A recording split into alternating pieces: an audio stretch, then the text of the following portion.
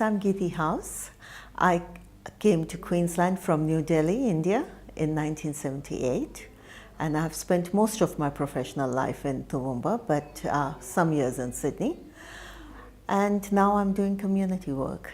Well, initially there were a lot of challenges because the cultures are completely different, and it takes time to sort of find one's way and to make friends and to learn what to do, both in one's personal life as well as in one's professional life. But people were friendly, but it still takes a long time simply to just get the hang of it and to have confidence that what one is doing is right, you know. Well, one of the first challenging things was shaking hands, because in India we do namaste to greet people.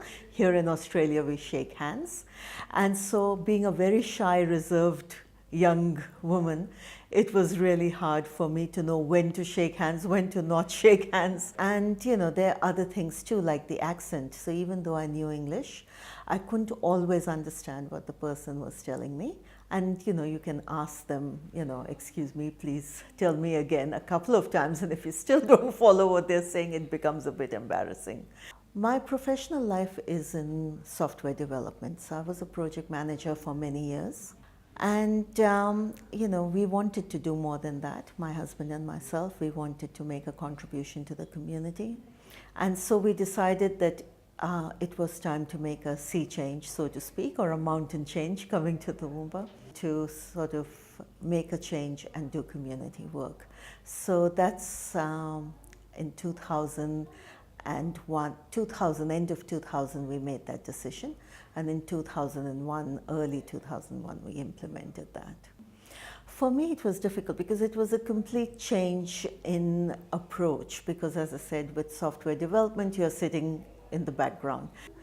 But with community work, you have to be out there, you have to be meeting people, you have to be talking to them, and so you have to be a lot more outgoing. So it took a lot of personal courage, you know, and reskilling almost at a very deep level to sort of start becoming more outgoing and to go out there and not be so shy of saying hello to people.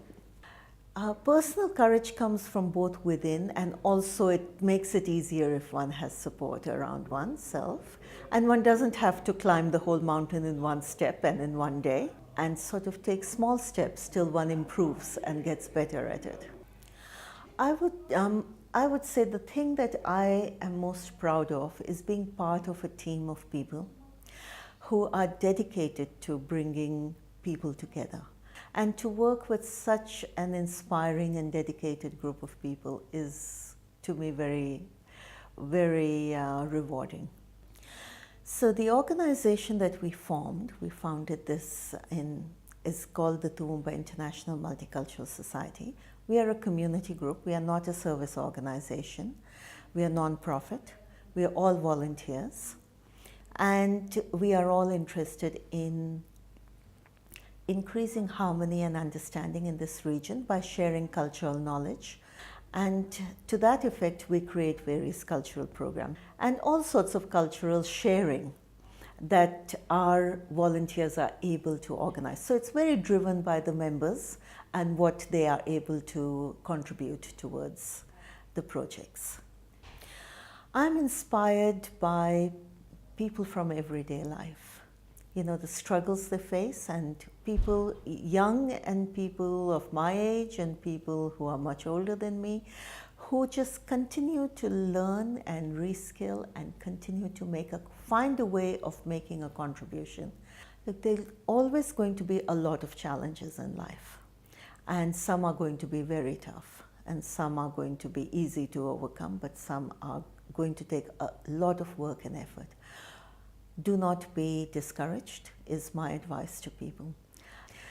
But keep developing oneself and keep growing and contributing to others.